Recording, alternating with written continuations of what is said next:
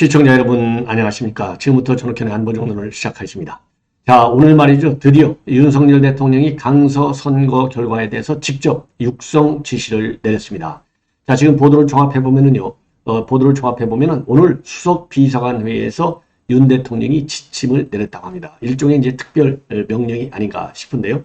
자, 우선 특별 지침 중에 이 핵심 메시지는 이렇게 되어 있어요. 강서 선거 결과에 대해서 교훈을 찾아라. 그리고 차분하고 지혜롭게 변화를 추진하라. 이렇게 지침을 내렸습니다. 그래서 오늘 윤 대통령의 이런 지침에는요, 이 교훈하고 그다음에 이제 이 차분한 변화, 이 두 가지가 되는 것 같아요. 자, 그래서 요 내용을 과연 어떻게 우리가 해석해야 될지를 한번 여러분과 함께 검토해 보는 걸로 하고요. 그리고 이제 김기현 대표가 본래 오늘 긴급 이 최고위원회를 소집해서 이 후속 대책을 검토할 예정으로 있었는데, 윤 대통령이 이러한 지침을 갖다가 이제 김대기 비서실장을 통해서 직접 전해 듣고 긴급 최고위원회를 취소하고요. 예, 별도로 최고위원별로 1대1 이 대담을 1대1 그러니까 면담이죠. 예, 가진 걸로 알려지고 있어요. 이러한 가운데 이 원내 의원들의 경우에는 대체적으로 이제 김기현 체제 그냥 가자 이런 분위기인데 반해서 원내에서는 굉장히 초강경적인 조치까지도 요구하고 나섰습니다. 한마디로 김기현 대표가 물러나지 않으면 연판장까지도 돌리겠다. 이러한 분위기가 있다고 합니다. 자, 그래서 우리 국민의힘 내부 동향을 말씀을 드리겠고요. 또 이제 반대로 지금 이제 민당 내에서는 지금 이제 정청래가 행동대원이 아니겠습니까? 막말의 대가. 정청래가 말이죠. 본인의 페북에 지난 6일 날 올렸던 이 페북에 인구에 회자되면서 많은 파장을 낳고 있어요. 자, 그래서 지금 이제 정청래가 말이죠. 지금 이제 줄 세우기에 나섰다. 이런 지금 보도가 나오고 있어요. 줄 세우기. 누구를 중심으로서? 이재명을 중심으로. 자, 그래서 지금 이제 이 줄 세우기에 나선 정청래 이런 행보. 그리고 이거를 갖다가 페북에 대대적으로 올린 이러한 내용. 요것이 상당한 지금 문제를 일으키고 있는 것이 아닌가. 이렇게 생각이 듭니다. 그래서 이 정청래와 관련된 내용도 여러분께 지금 이제 말씀을 드리기도 하겠는데요. 자, 이 정청래가 이 페북에 올린 글이 지금 논란을 야기하고 있습니다. 자, 그 다음에는요, 이 한동훈 장관의 집, 여기에 이제 칼과 그 다음에 이제 점화 토치까지 놓고 갔다는 거 아니겠어요? 자, 그런데 이걸 가지고 개딸들이 일제히 이거는 자작극이다. 말도 안 되는 소리를 하고 있어요. 이걸 보십시오. 이게 자작극입니까? 요즘은 CCTV가 있어서 거짓말을 못해요. 자, 그래서 요것도 상당한 지금 파장을 야기하고 있는 상황입니다. 자, 그래서 이러한 내용을 가지고 여러분들께 분석을 해 드리도록 하겠습니다. 자, 그리고 시간이 되면은 말이죠. 시간이 되면은 지금 이제 이동재 기자가 에세이를 하나 썼어요. 요 내용도 여러분께 간략하게 언급을 해 드리도록 할 예정입니다. 자, 그러면요, 하나씩 우리 윤석열 대통령이 오늘 수석 비서관 회의에서 이 지침을 특별히 내린 것으로 지금 알려지고 있어요. 이번 강서 선거 패배에 대해서 교훈을 찾아서 지혜롭게 변화를 한번 해봐야 되겠다. 이러한 상당히 생각보다는요, 로키로 변화를 주문한 겁니다. 근데 이 변화라고 하는 것은 뭐냐? 당과 대통령실의 변화를 의미하는 것이 아니냐. 그 다음에 이건 이제 조직적인 측면에서고요. 그 다음에 정책적인 측면에서의 변화도 예고하는 것이 아니냐. 뭐 당연하겠죠. 사람이 바뀌면 정책도 바뀔 가능성이 있겠죠. 다만 윤 대통령이 대선 때부터 밝혀온 공약을 중심으로 해서 인수위에서 국정과제가 나왔잖아요. 좀 그거를 쭉 지금 지금 추진하고 있는데 그런 큰 틀의 가이드라인이랄까요? 큰 틀 안에서 이 기조의 이제 변화를 찾는다. 이렇게 해석해야 될 것 같아요. 그래서 지금 보도를 보면요. 보도마다 약간씩의 뉘앙스의 차이는 있지만은 우선 이러한 대통령의 첫 육성 지시가 어디서 나왔느냐. 오늘 오전에요. 수석 비서관회의가 열렸어요. 이 수석 비서관회의에서 뭐라고 얘기했느냐. 직접 인용을 해드린다면 이번 지금 이 자막에도 지금 여러분께서 읽으실 수 있는데 선거 결과에서 교훈을 찾아서 차분하고 지혜롭게 변화를 추진해 나가는 것이 중요하다. 이게 대통령의 워딩으로 되어 있습니다. 자, 이틀 만에 대통령이 지시를 했다. 그만큼 뭐라고 내가 지시를 해야 맞는 건지 대통령 스스로도 고민을 할 만큼 상황이 녹록지 않다는 것을 방증하는 것이 되지 않겠나. 이렇게 이제 우선 생각이 들어요. 자, 그래서 이게 이제 1개 구청장 선거였지만 내년 총선 아주 직결된다. 이렇게 보는 것이 전반적인 해석이 아니겠습니까? 자, 그래서 윤 대통령이 특히 서울과 수도권 민심의 양상을 굉장히 중대하게 인식하고 있다는 방증이 아니냐. 이렇게 생각이 들어요.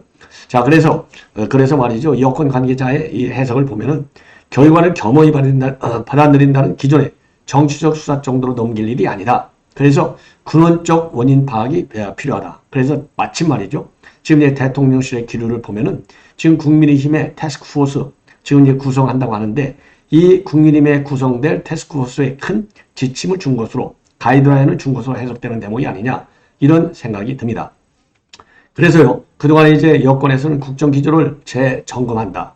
그리고 인적 개편 작업, 이 쇄신 작업도 또 추진한다. 이런 얘기가 나왔는데 국정기조의 재점검과 인적 쇄신에 상당한 속도가 붙을 수밖에 없는 것이 아니냐. 자, 그래서 지금 이제 언론에서는요 교훈과 변화를 강조했기 때문에 국정운영 기조의 대전환이 이루어질 수 있는 것 아니냐라는 관측까지 나오고 있습니다. 그런데 저는요 국정운영 기조의 전면적인 대전환 이거는 어려울 것이다. 왜냐하면요 국정 기조라고 하는 것이 지금 문재인 대통령이 나라를 망쳐놨잖아요. 망쳐놓은 나라를 바로잡기 위해서 지금까지 지금 이제 2년째로 벌써 1년 반이 넘었잖아요. 지금까지 그런 많은 노력을 해왔는데 그 국정 정책의 그 추진 방향 요거에 대해서는 우리 국민들이 상당히 공감하고 있는 거 아니에요? 그렇기 때문에 대통령이 당선된 거 아니겠습니까? 그래서 지금까지 갖고 있는 경제 안보 정책 왜냐하면 윤석열 대통령의 경제 안보 정책이 나라를 살리는 국민의 민생을 챙기는 정책으로 많은 공감을 받고 있기 때문에 전면적 변화는 있기가 어려울 것이다. 그래서 기본은 항상 얘기지만은요. 윤 대통령이 이념을 굉장히 중시했잖아요. 그래서 이념이라고 하는 것은 헌법상의 기본 가치가 뭡니까? 자유민주주의와 시장경제 아니겠어요? 그래서 요거를 갖다가 바꿀 수가 없는 것이죠. 그리고 민생경제 이거 누가 바꿀 수 있겠습니까? 다만 우선순위 제가 그러잖아요. 완급과 그 다음에 경중을 다시 한번 검토해서 순서를 바꾼다든가 속도를 좀 바꾼다든가 이런 거는 충분히 있을 것이다. 그런 이 틀 안에서의 기조 변화는 있을 수 있다. 이게 저의 판단입니다. 그래서 지금 보도를 보면은요. 이 장바구니 물가하고 소외계층의 복지대책과 같이 국민들이 직접 체감할 수 있는 따뜻한 경제정책을 이달 말 내놓는 방안을 준비 중에 있는 것으로 알려지고 있고요. 그리고 국회와의 소통 방식에도 변화가 있을 수 있다. 예. 그래서 지금 대통령실에서는요, 상당한 위기감이 공유되고 있고, 위기를 어느 정도 인식하고 변화에 몸부림을 칠지가 관건이 아니냐. 예. 그래서 이제 인적 쇄신이라고 하는 것이 이제 당에서 인적 쇄신 하면은 지도부 책임론으로 연결되겠죠. 그래서 지도부 책임론이 어디까지 갈 것이냐. 그래서 1차적으로 나온 것은 임명직 당직자를 전부 바꾼다. 이렇게 됐는데, 과연 임명직 당직자만 저도 그랬잖아요. 아니, 당에서 임명직 당직자는 사무총장서부터인데, 아무리 사무총장 바꾼다고 그게 무슨 의미가 있느냐. 선장이 바뀌지 않으면. 저도 그런 얘기를 했지 않습니까? 자, 그래서 전반적으로 인적 쇄신의 폭이, 과연 이제 인적 쇄신할 때는 이제 대통령실에서 지금 내년 출마하는 사람들, 이거는 뭐 그대로 가겠다는 거 아니겠습니까? 그래서 지금 인적 쇄신하고 하면 당연히 이제 임기, 그 정기국회가 끝나면 임기 2년 차로 확실히 이제 3년 차로 넘어가는 거 아니에요? 그래서 연말이 되면 자연스럽게 개각도 대폭적으로 이루어질 수밖에 없는 거 아니냐. 왜? 총선 출마하는 장관들 전부 다 빼야 될 거 아니에요. 차관들도 빼고. 그래서 자연스럽게 개각이 대폭으로 이루어질 가능성이 있고, 당은요, 제가 보기에는 당도 전면 개편으로 가야 될, 이 필요성이 크지 않을까, 이렇게 생각이 듭니다. 자, 그래서요, 지금 이제 여러 가지를 이렇게 쭉 보면은, 여하간 대통령이 굉장히 고민을 많이 했고, 그 다음에 차분하고 지혜롭게, 이 차분이라는 말도 지금 굉장히 많아요. 지혜롭게도 굉장히 많습니다.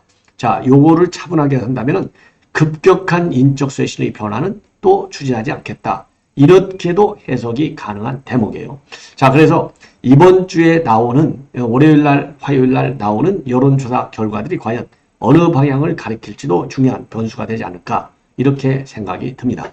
자, 이러한 가운데 말이죠. 지금 당 내부에서도 그러다 보니까 오늘 긴급 최고위원회도 열지 않고 최고위원들 1대1 면담을 가졌다고 하는데요. 지금 이제 이 최고위원들 중에서 이 젊은 최고위원이라고 볼 수 있는 김병민, 그 다음에 장해찬 이런 2030들은요. 인적 쇄신에 관해서 구체적인 말씀을 드렸다. 언론에. 그런 얘기를 하면서 구체적으로 얘기는 안 하고 있어요.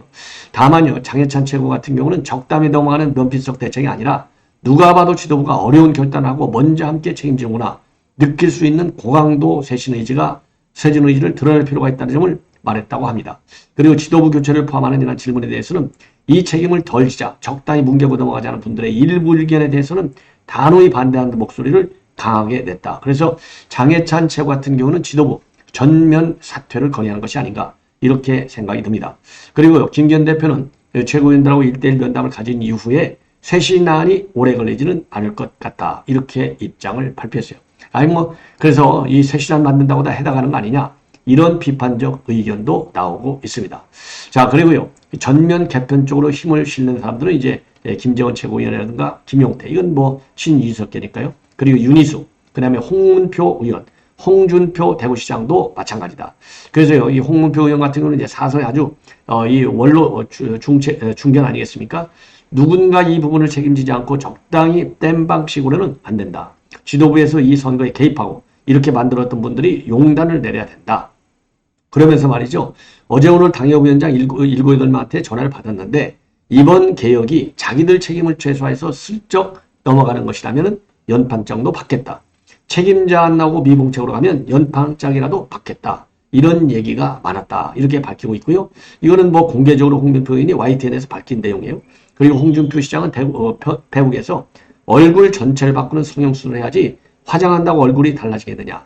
근본적 당정 쇄신 없이 총선 돌파가 되겠느냐. 그래서 지도부 책임론에 지금 가담하고 있는 그런 상황이 아닌가. 그래서 특히 이제 홍준표 의원 같은 경우는 이제 많은 입장을 내지 않습니까? 그래서 지금 제가 이 자막에서 보듯이요. 얼굴 전체 바꿔야 되나. 화장한다고 되지를 않는다. 이런 입장을 내놓고 있어요. 예. 그러다 보니까, 그러고요. 또 하나 이제 홍준표 시장이 이준석이가 지금 굉장히 쉽게 얘기해서 깐족거리고 있잖아요. 그러니까 이준석에 대해서도 직격을 가하고 있어요. 말꼬리 잡고 대들어? 그렇게 안 봤는데, 이거 조심할 사람이네. 격분을 하고 있습니다. 그런데요. 홍준표 시장도 요즘 보면요. 왔다 갔다 합니다. 이준석한테 어떨 때는 좀 나름대로, 이 시중, 우리 보수들이, 정말 격분하고 있는 내용과 공감할 수 있는 SNS 글을 내놓고, 어쩔 때는 또 끼고 안고 들어가는 모습도 보이고 저도 그래서 요즘 홍준표 시장이 내놓는 SNS 글을 보면요. 홍준표가 바뀌는 것이 아니냐. 이게 나이가 들면서 이제는 뭔가 좀 총기가 빠지고 있는 게 아닌가. 저는 그렇게 생각까지 듭니다. 자, 이 정도로 이제 말씀을 드렸고 자, 그러면은요. 이제는 이제 한동훈 장관 집에 칼 여러 개 그리고 이제 점화 토치까지 갖다 놨어요. 이게 갖다 놓은 게 11일 날 새벽 3시경에 갖다 놨습니다. 그래서 이게 이제 오늘 오후에 이제 이것이 알려지면서 그야말로 발칵 뒤집혀진 거 아니었어요? 이거는 누가 보더라도 이거는 테러 행위다. 심각한 테러다. 그러니까 한동훈 장관 입 닥쳐라 이거 아니겠습니까? 쉽게 얘기해서. 왜? 한동훈 장관하고 민주당하고 이 개딸들의 지지를 받는 의원들 부딪히면 무조건 백전백패하잖아요. 그러니까 이제 말로써 말하자면 자기네들 생각대로 따라가지 않는 거예요. 주눅이 들어야 되는데 주눅이 안 들어. 그러니까 그래? 한번 너 당해봐라. 주눅 드는지 안 드는지 보자. 그래서 이게 지금 칼을 놓는 이게 모습이 되는 거예요. 예.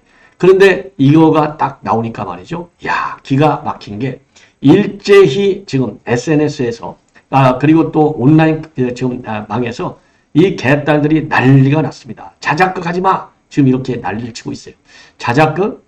아니, 한동훈 장관이 할 일이 없어서 지금 시기적으로 그리고 한동훈 장관이 그동안에 국회에서의 답변과 그리고 이제 방어막 치는 걸 보면 한동훈 장관의 성격과 그리고 현 정치 상황에서 자작극을 할 이유가 어디가 있느냐 이거예요. 예. 자, 그래서 지금 이렇게 말씀을 드린 대로 요 백문이 불여일견이라고 하잖아요. 이 CCTV가 딱 잡고 있어요. 한동훈 장관 집 앞에 CCTV가 있는데 이것이 딱 잡아놓은 겁니다. 이걸 가지고 지금 수서경찰서에서 수사의 속도를 올리고 있어요. 그래서 불상의 용의자는 지금 A씨를 추적하고 있다고 합니다. 자, 그래서 요게 이제 오늘 도화 언론에 쫙 나오니까 말이죠. 이재명이 팬카페, 요런 데서 말이죠. 엘리베이터도 전용 카드가 있어야 타는 주상복합에 무슨 괴한이 지급하냐. 자작극의 냄새가 나네요. 요렇게 지금 하고 있어요. 예. 자, 그러면은요. 지금 저 보도를 들었지 않습니까? 이 엘리베이터를 타야만 올라가요. 그러니까 엘리베이터를 안 타고 올라가려고 옆 계단으로 해서 지금 올라가는 겁니다. 옆 계단. 옆 계단을 타고 올라가면은 CCTV도 안 잡히고, 그 다음에 엘리베이터 타는 이 ID 카드도 필요 없고, 전혀 포착이 안 되는 거예요. 그런데 이 계단으로 올라갔는데 자작극? 이거 CCTV가 딱 잡고 있지 않습니까? 예. 그래서 이게 정말, 이거야말로 이 X딸들이 해놓은 것이 아니냐. 이거 지금 쪼그려 앉아가지고 뭔가를 놓고 있는 딱 장면이 아니겠습니까? 예. 자, 그래서요. 지금 이제 수서경찰서에서 지금 이 사람의 경우를 용의자를 갖다가, 이런 용의자를 주거침입과 협박 혐의로 입건해 조사할 방침이라고 합니다.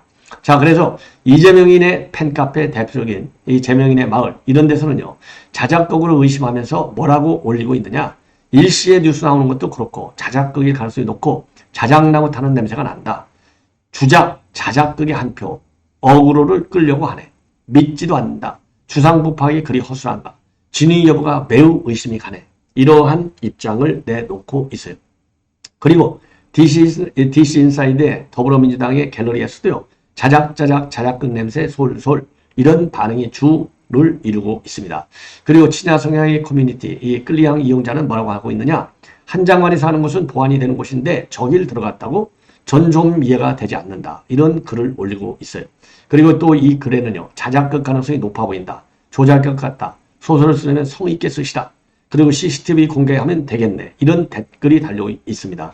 그리고 또 82쿡이라고 하는 커뮤니티에는요, 일국의 장관에게 그런 일이 생겨도 자작극인가 하는 의심을 줄 수가 없다. 다들 자작극 아니라는 생각을 하는 것 같다. 이러한 정말 엉터리 댓글전이 벌어지고 있는데, 요걸 보면서 느껴지는 것은 바로 뭐냐.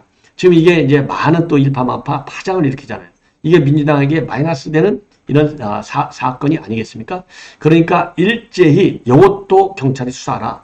누군가가 지침을 내려줬어요. 야, 이건 자작극으로 몰고 가.